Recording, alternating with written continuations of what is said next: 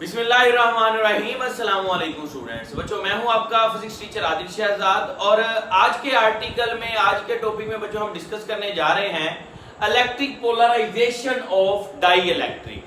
बेटे, इसमें हम देखेंगे डाई इलेक्ट्रिक क्या होती है, फिर डाई इलेक्ट्रिक की पोलराइजेशन, फिर ये प्रोसेस जो है वो किसी कैपेसिटर की कैपेसिटेंस को कैसे इंक्रीज करता है, या अगर इंक्रीज करता है तो उसके पीछे रीजन क्या है।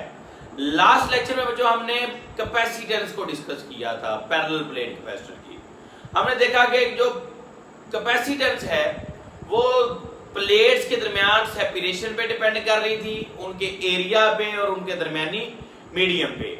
और आज बच्चों हम देखेंगे कि वो जो मीडियम है डाई इलेक्ट्रिक, वो कैपेसिटेंस को कैसे चेंज करता है या क्या असर डालता है।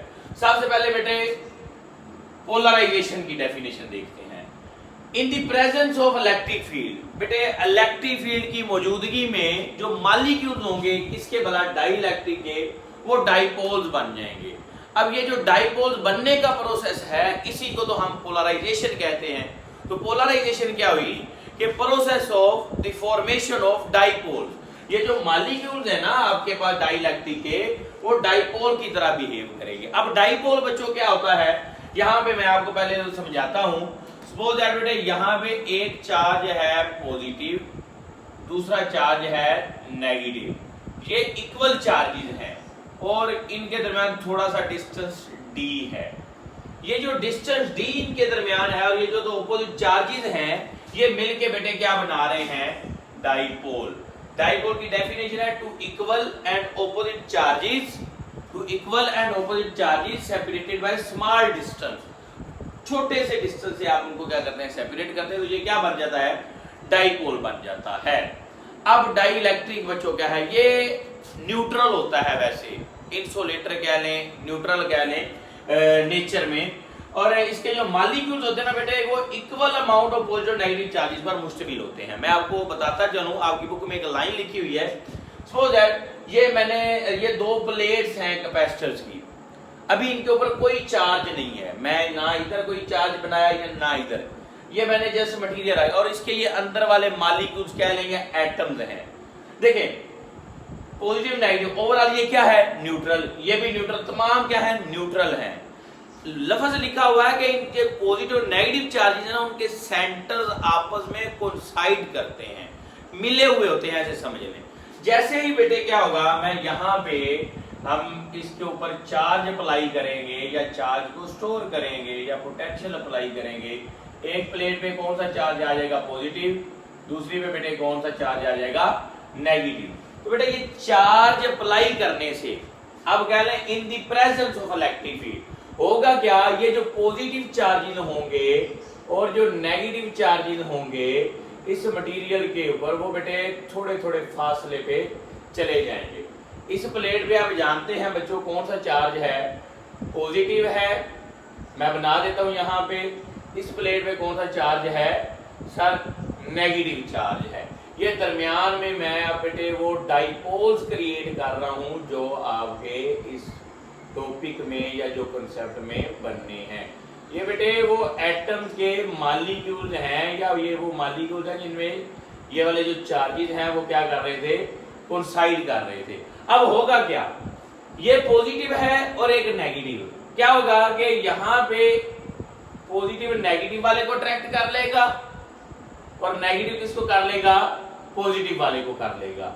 पॉजिटिव नेगेटिव वाले को, नेगेटिव पॉजिटिव वाले को, नेगेटिव पॉजिटिव, नेगेटिव पॉजिटिव, और इनके दरमियान एक और चार्ज मौजूद है, तो यहाँ पे बेटे पॉजिटिव आ जाएगा, यहाँ पे क्या आ जाएगा, नेगेटिव आ जाएगा। अब जरा गौर फरमाएं तो भला बेटे ये डाइपोल ही नहीं बन गए, जी सर ये डाइपोल बन गए, तो इसी प्रोसेस को ही तो हम क्या बोलते हैं, पोलराइजेशन बोलते हैं।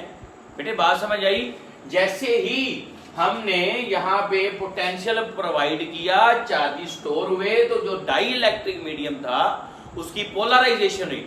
पोलराइजेशन से क्या हुआ, इसके डाइपोल्स बन गए। अब डाइपोल बेटे ना यहाँ पे एक कॉन्सेप्ट जरा ध्यान में रख लीजिएगा।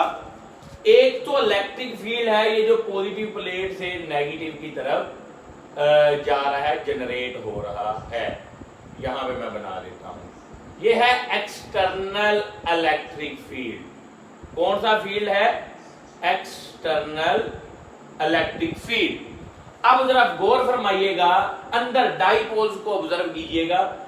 एक के ऊपर ये पॉजिटिव चार्ज है बच्चों और ये क्या है? नेगेटिव। तो आपके पास इलेक्ट्रिक फील्ड लाइन यहां से इधर आएगी और जैसे ये पॉजिटिव से नेगेटिव यहां से भी क्या आएगी? इस डायरेक्शन में। सेम इसी तरह से पॉजिटिव से नेगेटिव, पॉजिटिव से नेगेटिव। सो एक तो एक्सटर्नल इलेक्ट्रिक फील्ड है, जबकि एक क्या होगा यहां पे? Internal electric field. अब बेटे ये जो इंटरनल इलेक्ट्रिक फील्ड है इसकी डायरेक्शन एक्सटर्नल के क्या है? ऑपोजिट है। तो मैं यहां पे क्या कर देता हूं? ये इससे क्या कर देता हूं?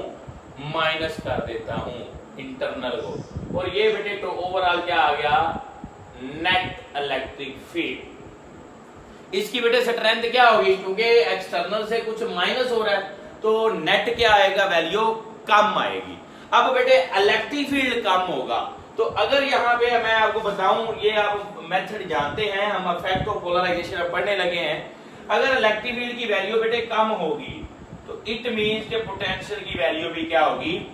कम होगी। ये बाय पोटेंशियल ग्रेडियंट वाला फार्मूला है। अब कैपेसिटेंस का फार्मूला क्या होता है? Q over V। जी सर यही होता है। अगर हम चार्ज को कांस्टेंट रखें तो कैपेसिटेंस क्या आती है? Inversely proportional to potential. तो बेटे आपके पास पोलराइजेशन से इलेक्ट्रिक फील्ड डिक्रीज तो पोटेंशियल डिक्रीज। अगर बेटे यहां पे पोटेंशियल डिक्रीज होगा तो कैपेसिटेंस विल इंक्रीज। तो यहां पे एक पॉइंट अपने जेन कर लें, बाय या डाइलेक्ट्रिक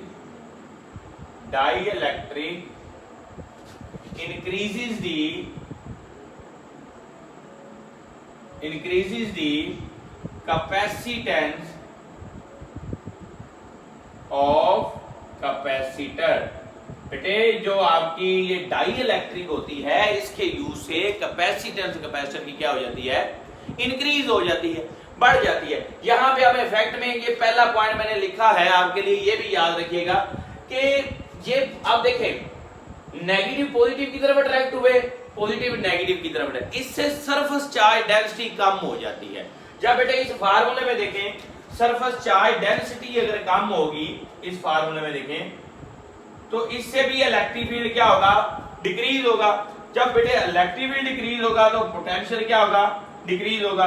जब पोटेंशियल डिक्रीज होगा तो कैपेसिटेंस क्या हो जाएगी? इंक्रीज हो जाएगी। तो यहां से हम यही रिजल्ट निकालते हैं कि डाई इलेक्ट्रिक को यूज करने से कैपेसिटर की जो कैपेसिटेंस है बच्चों वो क्या हो जाती है? इंक्रीज हो जाती है। क्या क्या पढ़ा हमने बच्चों?